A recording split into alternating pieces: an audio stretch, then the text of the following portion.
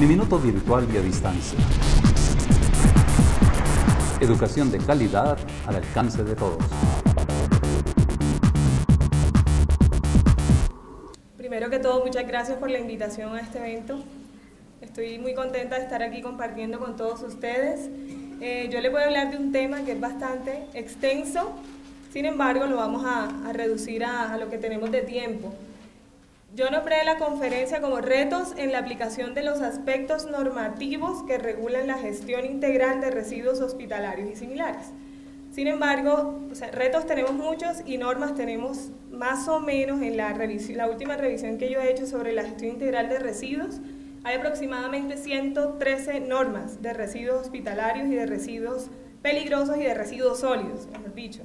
Sin embargo, me voy a basar en dos que son las principales para que las tengamos todos en cuenta, que son el decreto 2676 que salió en el año 2000 y en la resolución 1164 del año 2002.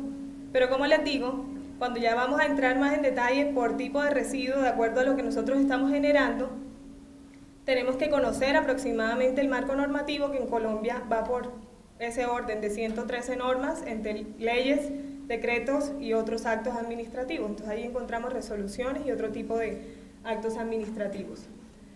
Listo, entonces primero unas breves definiciones de lo que vamos a tratar. Les voy a mostrar foticos de lo que es el riesgo biológico como tal asociado a este tipo de residuos. Primero, perdón, la anterior diapositiva. La anterior, eso. RH, lo traje todo como en siglas, ¿no? RH, que es residuo hospitalario y similar, lo van a encontrar como RH o RHS, son todos esos residuos pues de tipo sólido, líquido o gaseoso que se generan en el marco de la prestación de servicios de salud principalmente. Sin embargo, ahí metemos inclusive los laboratorios, los centros de tanatopraxia, las veterinarias, los mataderos y otro tipo de generadores de este tipo. El término generador, pues cualquier persona natural o jurídica que genere este tipo de residuos hospitalarios y similares. GIR, que es el nuevo, la otra sigla, que es Gestión Integral de Residuos Hospitalarios y Similares. A veces la encuentran con la S al final, otras veces simplemente así, siempre significa lo mismo. La gestión es como todas las actividades, los recursos y las personas que intervienen, desde que se genera un residuo como tal hasta su disposición final. Entonces, podemos pasar, por ejemplo, generamos un residuo cualquiera, un vasito en este momento en el refrigerio. ¿Qué hacemos después de generarlo? Lo vamos a depositar en una caneca. Entonces sería el segundo componente, el depósito inicial. ¿Qué pasa después de que está depositado en una caneca? Alguien lo recoge, ¿no? Recolección y transporte o movimiento interno. ¿Qué sucede después de que alguien lo recoge? Lo lleva a un almacenamiento intermedio. Exactamente. ¿Qué sucede después de que pasa a un almacenamiento intermedio? Vuelve a haber otra recolección y transporte y se lo llevan a un almacenamiento central. ¿Qué pasa ahí? Viene el componente presentación, que es la entrega al gestor externo de residuos, y allí se acaba la gestión interna como tal. Inicia la gestión externa de residuos, que es con la recolección y transporte externo, luego viene el tratamiento, aprovechamiento o disposición final. Entonces de eso les voy a hablar. Hay retos en cada uno de esos componentes asociados a la gestión integral. El PEGIR es un término muy conocido porque es el principal documento que se les pide como autoridad a todos los gestores de este tipo de residuos, a todos los generadores, que es el Plan de Gestión Integral de Residuos Hospitalarios y Similares. Este plan lo que hace es documentar cómo va a funcionar la gestión de residuos dentro de una institución de salud o de una institución con estas características, no siempre son de salud. Centros de investigación, centros de belleza, también están dentro de cobijados dentro de la misma clasificación. Y finalmente, el MPGIR es el Manual de Procedimientos para la Gestión Integral de Residuos Hospitalarios y Similares. Son como las siglas principales de las que yo les vengo a hablar. Listo. Problemática. Entonces quise traer fotos para que miráramos todo lo que sucede más o menos en este tipo de instituciones que generan residuos hospitalarios y similares. Sigamos. Por ejemplo, la primera foto que ven ahí.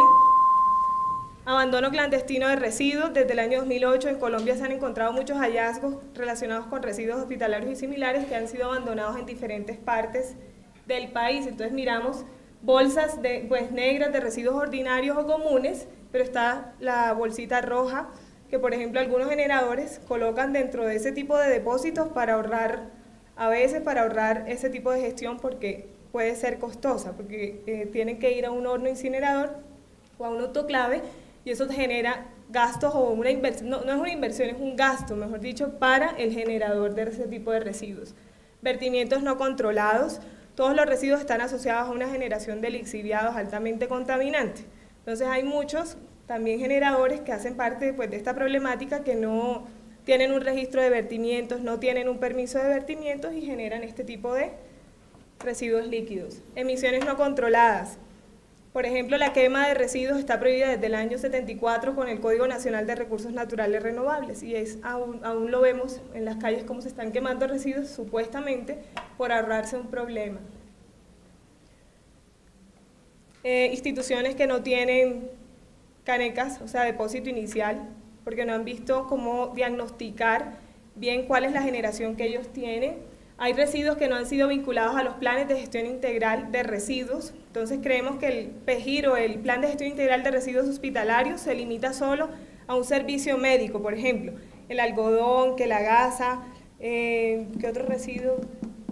Jeringas, exacto, las agujas, y no es solo eso, la gestión de residuos implica mucho más allá. Tenemos que hablar también de la gestión integral de residuos peligrosos de tipo administrativo, por ejemplo, las bombillas, algunas que tienen mercurio, exacto, los tóners, los cartuchos, barnices, pinturas. Entonces, cuando yo estoy en una institución de salud, no solamente tengo que vincular los residuos típicos del servicio médico, sino absolutamente todo lo que va a salir como residuo de la institución.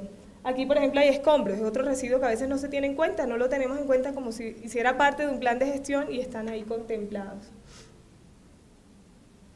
Contaminación cruzada es lo que vemos también en las instituciones, entonces colocamos las canecas juntas de residuos peligrosos con no peligrosos, contaminando toda el área. Tenemos, bueno, ahí todo eso es de contaminación cruzada. Mala rotulación de las canecas, entonces el rótulo yo lo que siempre aconsejo, háganlo ustedes mismos, porque en el mercado yo no he encontrado el primer rótulo que cumpla con todas las especificaciones normativas. Por ejemplo, miren ese de la mitad, ¿no? Bolsa roja que dice residuos biosanitarios, cortopunzantes, citotóxicos, anatomopatológicos y químicos. Entonces eso aumenta el riesgo, todo en un solo contenedor.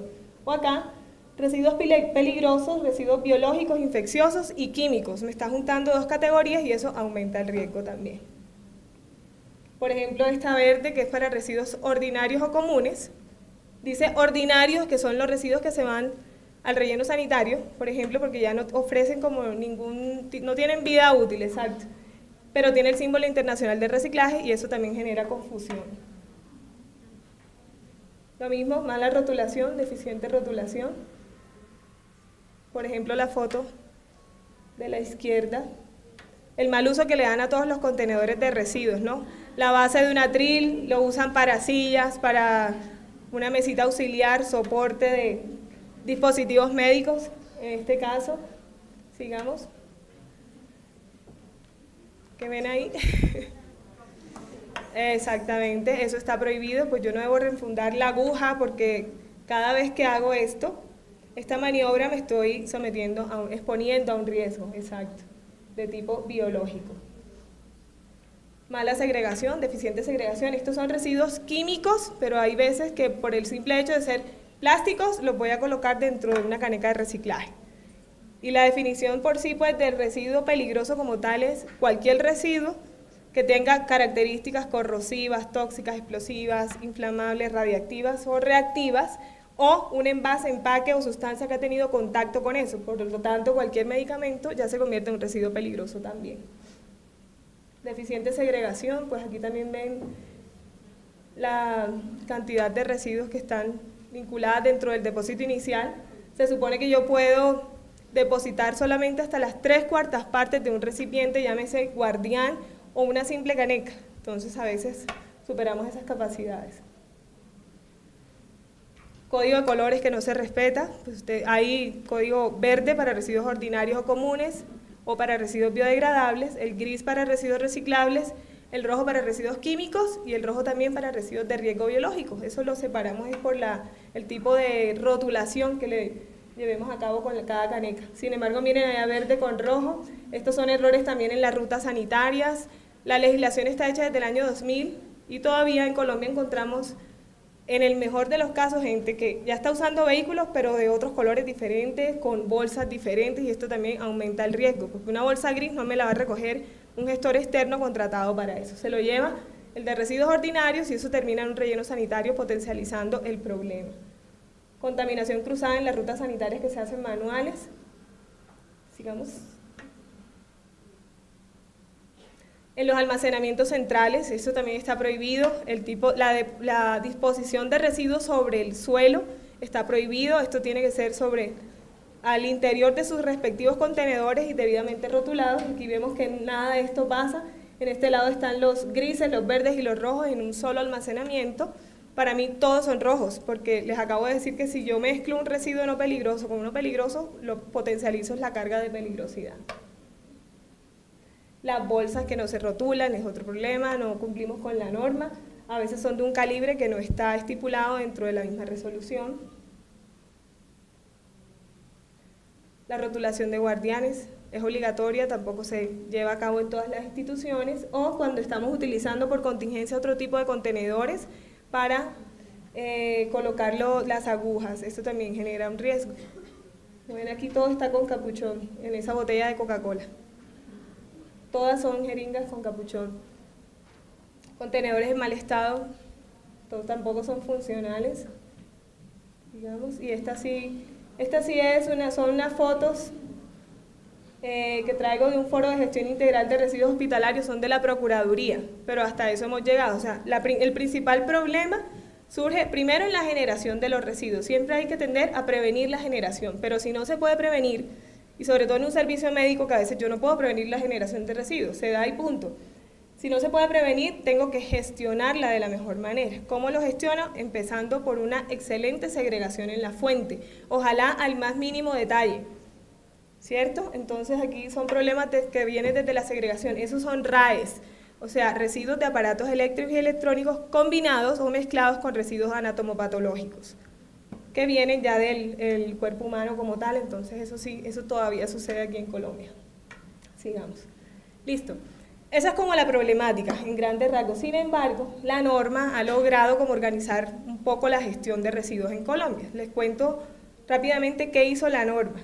Después, cuando ya tengan tiempito en sus casas, se lean la 113 que les estoy proponiendo.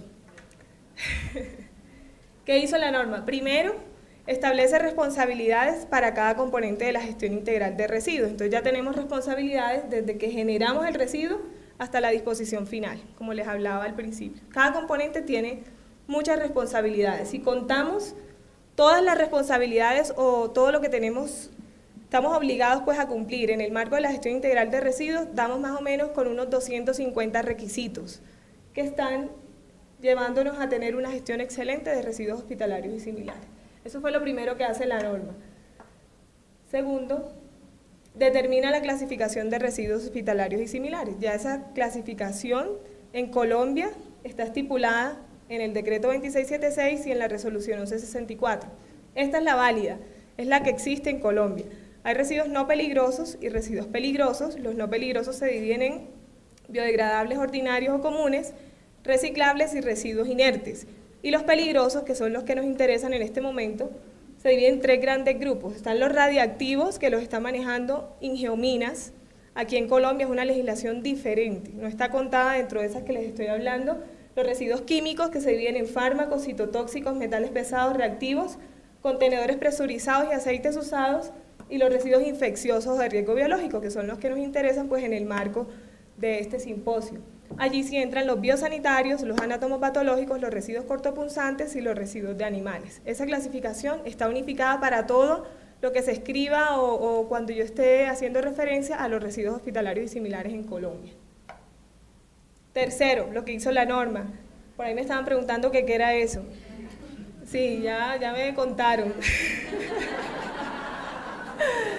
Se propone una estructura grupal que se denomina GAGA. Entonces, ¿quién hace todo lo de la gestión? ¿O quién lo lidera? ¿Quién lo direcciona? El famoso GAGA, Grupo Administrativo de Gestión Ambiental y Sanitaria. Empezamos por ahí, porque sin un GAGA no podemos hacer absolutamente nada.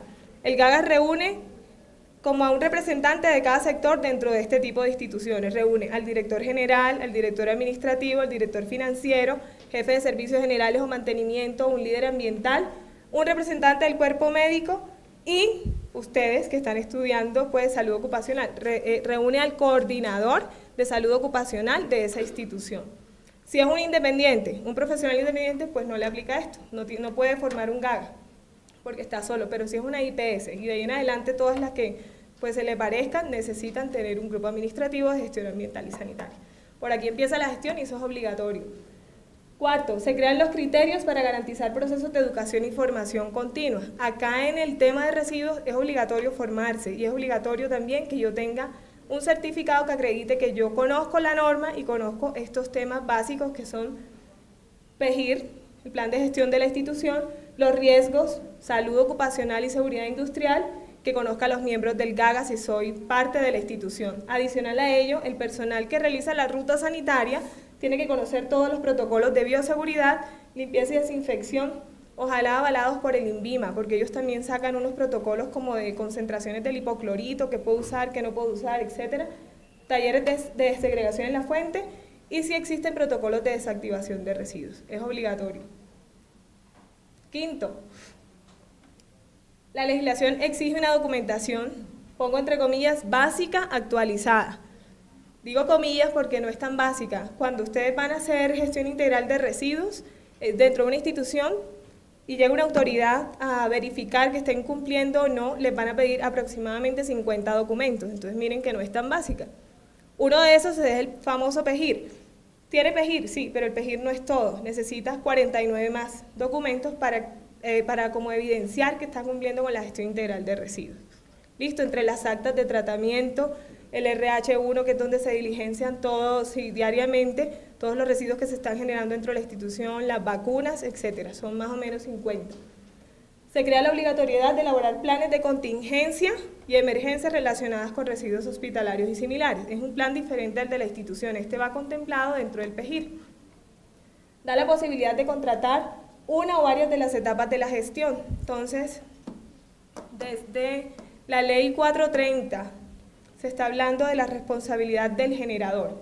Si yo genero residuos peligrosos, yo soy responsable por lo que suceda con esos residuos hasta garantizar una disposición final ambiental y sanitariamente segura. Siempre, yo no me puedo librar de esa responsabilidad. Por ejemplo, en Bogotá, el que realiza la gestión de residuos de riesgo biológico es...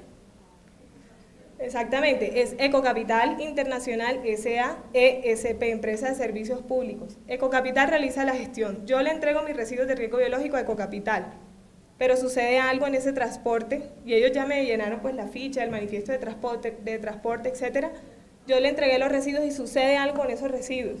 Quedaron abandonados. Cualquier cosa que sucede con esos residuos, ¿quién responde por eso? Exactamente, es responsabilidad solidaria, responde Ecocapital y respondo yo como generador.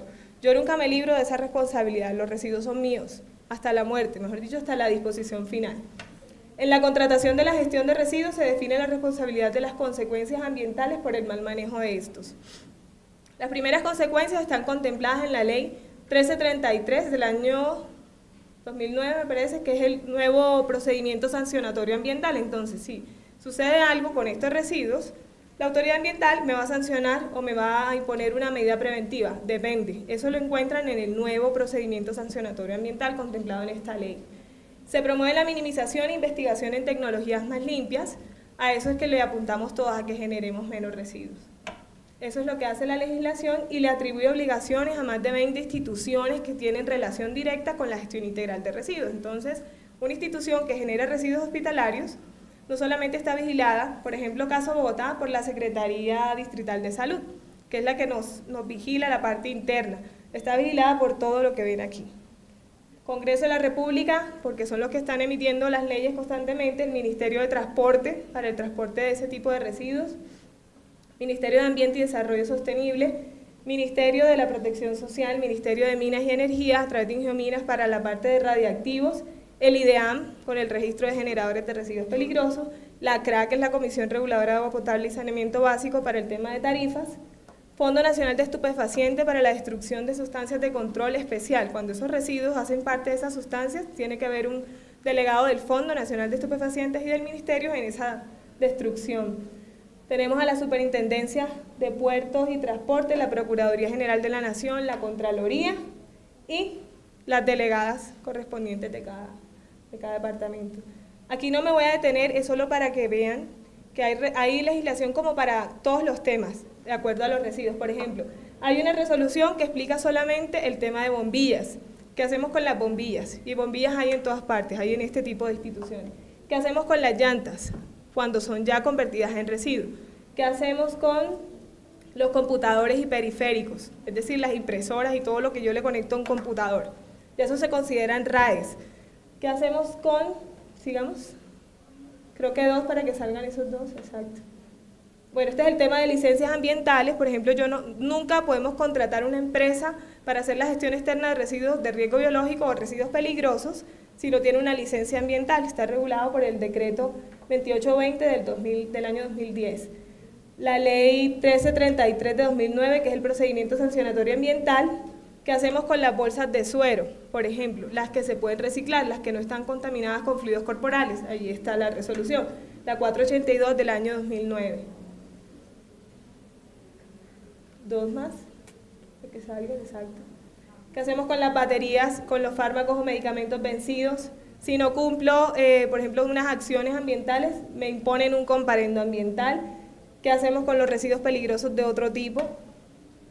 Aquí está lo del registro de generadores de residuos peligrosos, destrucción de sustancias de control especial. Sigamos.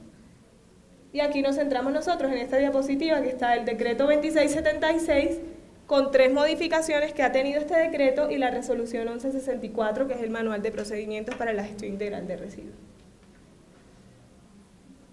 Le aplica a todo lo que ven aquí esta norma, ¿no? Entonces, a laboratorios, a centros de salud, a IPS, centros de tanatopraxia, de tatuajes, veterinarias, mataderos, farmacias, consultorios médicos, clínicas, centros de investigación, a las universidades, claro que les toca porque tienen laboratorios, pues la mayoría, ¿no? Tienen laboratorios y tienen enfermería, a veces tienen hospitales como la Universidad Javeriana tiene el San Ignacio, entonces esto le aplica integralmente.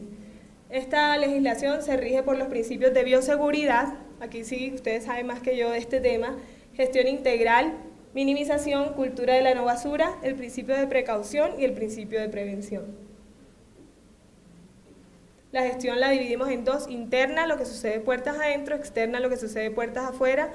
Las autoridades de salud nos vigilan puertas adentro, las autoridades ambientales puertas afuera. Sin embargo, cualquiera de las 2 me puede solicitar en cualquier momento el plan de gestión integral y sus anexos. Esto es lo que, pues un PEGIR está conformado por 15 puntos, se los digo rapidito, ¿no? Ya esto requiere tiempo como para entrar en cada punto del PEGIR. Lo primero, hacer el GAGA, ya conocen todos el término, ¿no?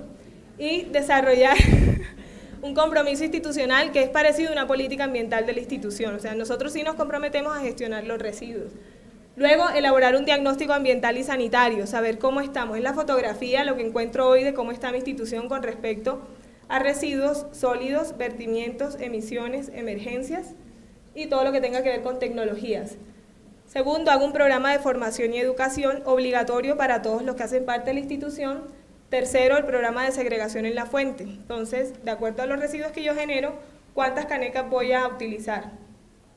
Tenemos 4 colores, les digo, ¿no? El verde, el gris, el rojo. Púrpura para radiactivos. Se puede usar un color adicional si ustedes lo consideran pertinente, siempre y cuando el programa de reciclaje, por ejemplo, de su institución sea tan excelente que necesitan otra categoría. Entonces ya ustedes no dicen el papel va a ir en la caneca gris, sino el papel en la gris, pero en la azul va el plástico, en el blanco va el vidrio, etc. Hay una norma voluntaria que es la GTC 24 del ICONTEC, y ahí pueden encontrar código de colores. Está conformado por 7 colores, los pueden utilizar también. Entonces segrego en la fuente, hago los protocolos de desactivación, elaboro todos los programas de ruta sanitaria, que la vemos siempre divulgada en ese tipo de instituciones, que es el movimiento interno de los residuos, colocándole frecuencias, quién lo hace, cuáles son los protocolos de seguridad, el equipo de protección personal que debe tener esa persona, que es la vacuna de hepatitis B y tétano, el almacenamiento intermedio y central, cómo estará constituido, selección e implementación del sistema de tratamiento de disposición final. Entonces, caso Bogotá, los residuos técnico-biológicos biosanitarios, todos van a autoclave de calor húmedo. Caso Bogotá, el resto del país lo que más utiliza es la incineración para todo. Los otros residuos, por ejemplo los químicos, van a incineración. Entonces, caso Bogotá, la única empresa que presta ese servicio es Ecocapital, porque se denominó Bogotá área de servicio exclusivo para esa empresa. En residuos químicos yo puedo contratar a la que yo quiera. Las listas de esas empresas autorizadas o con licencia ambiental las encuentran siempre en la página de la autoridad ambiental competente en determinado municipio. Entonces, donde quiera que estén en el país, siempre van a la página y ahí tienen que estar el listado actualizado de las empresas que tienen licencia ambiental, que son las únicas que pueden contratar. Control de fluentes líquidos y emisiones, o sea, todos los vertimientos debo registrarlos ante la Secretaría Distrital de Ambiente, pero no siempre necesito un permiso de vertimiento. Si mi tipo de servicio no es tan contaminante y de pronto está dentro de los límites máximos permisibles de la norma, no me van a pedir permiso, sino solamente un registro ante la Secretaría de Ambiente. Elaborar el plan de contingencia, establecer indicadores de gestión interna. Estos indicadores se reportan, sea semestral o anualmente, ante la Secretaría Distrital de Salud y la de Ambiente, a través de un informe. Hacer auditorías internas e interventorías externas. La auditoría interna es la que yo me hago a mi servicio. Tomo las normas, hago mis listas de chequeo o cualquier otro mecanismo, si nada más es una visita, una inspección, y evalúo como todos los requisitos. Y la interventoría externa es ir a los gestores externos y evaluar si ellos también cumplen con las normas que les aplican. Sin embargo, yo tengo que conservar los registros de ambos tipos de seguimiento. Realizo informes y reportes a las autoridades. Básicamente, caso Bogotá, página de la Secretaría Distrital de Salud, el informe se llama CIRO. CIRO, Sistema de Información de Residuos Hospitalarios, ahí lo encuentran, se diligencia todo de manera virtual. Para el informe que se entrega ante la autoridad ambiental competente, ellos elaboraron un formato, guía, diligencio, lo que ellos me piden también, y ese es el informe que se entrega anual. El otro informe es para el IDEAM, directamente es el registro de generadores de residuos peligrosos. Si genero más de 10 kilos al mes, me toca registrarme en ese registro y actualizarlo pues máximo el 31 de marzo de cada año. ¿Qué otro informe hay así? Esos tres son como los más importantes. Diseñar e implementar el programa de tecnologías limpias. Entonces aquí ya me voy a meter con otros temas que son energía, uso eficiente y ahorro de energía, por ejemplo, uso eficiente y ahorro de agua. Hacer un cronograma de actividades del año y hacer revisión constante y mejoramiento continuo. Eso se liga con las reuniones del GAGA, porque ahí voy mirando cuáles son los avances que tengo en la gestión de residuos. Listo. Profesionales independientes, les toca hacer menos puntos dentro de ese plan de gestión integral de residuos. Entonces está el diagnóstico, la segregación en la fuente, movimiento interno, el sistema de tratamiento, hacer los indicadores, el programa de almacenamiento y elaborar el plan de contingencia.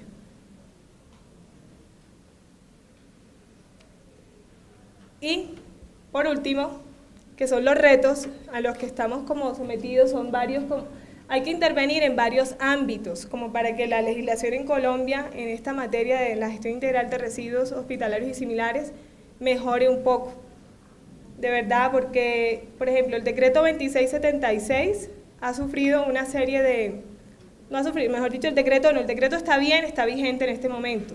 Por otro lado, hay un proyecto de decreto de modificación de ese 2676 que posiblemente sale en junio o julio, hay que estar como pendiente. Cuando sale ese decreto nuevo, que posiblemente junio o julio, de los dos ministerios van a saber ese decreto, van a venir otros manuales, porque la idea es como hacer la gestión por sectores. Actualmente tengo la resolución 1164 que me dice cómo hago la gestión integral de residuos. Les digo, aplican más o menos 250 requisitos, se los aplico a un hospital de tercer nivel o a un consultorio médico que tiene una persona atendiendo. Entonces eso no es proporcional. A final de año van a salir los nuevos manuales, posiblemente, que ya van a regular como por sectores. Salud. Entonces los retos son en el ámbito conceptual, la unificación de conceptos, pues, relacionados con la gestión. Está el decreto 2676 con su resolución 1164, pero por otro lado tenemos el decreto 4741 de 2005 con la resolución 1362. Las dos clasificaciones que me brindan estos dos tipos de normas son diferentes, entonces Colombia tiene que tender a articular esas clasificaciones, porque las dos clasificaciones le aplican a los hospitales y a este tipo de instituciones. Mejorar la capacidad institucional, robustecerla, pues eso ya es más complicado, es contratar más personas dentro de las autoridades ambientales para que tengan mayor capacidad de llegar a otros municipios que son más alejados y no hay control y seguimiento. En la parte de procedimientos, unificar los procedimientos, por ejemplo, de desactivación, tratamiento. En la parte documental, lo que les decía, de 50 documentos podemos bajar a un buen PEGIR que incluya todo y listo. La parte de la proporcionalidad. Hoy en día le aplica lo mismo al consultorio o a la farmacia que al hospital de tercer o cuarto nivel. Eso tenemos que intervenirlo. Oferta de servicios. Entonces, en Colombia también deberíamos promover un poquito la creación de empresas para los gestores externos de este tipo de residuos. Y lo ideal es tratar todos los residuos de manera diferenciada, ¿no? Los RAEs por un lado, los químicos que se están generando, los de riesgo biológico, los ordinarios, los comunes. La parte económica y financiera también es la propuesta de hacer incentivos de gestión y que los planes sean autosostenibles, porque a veces muchos no cumplen con toda la regulación normativa porque generan mucho gasto para la institución. En la parte educativa, investigativa y participativa también hay que hacer una intervención. Uniminuto virtual y a distancia. Educación de calidad al alcance de todos.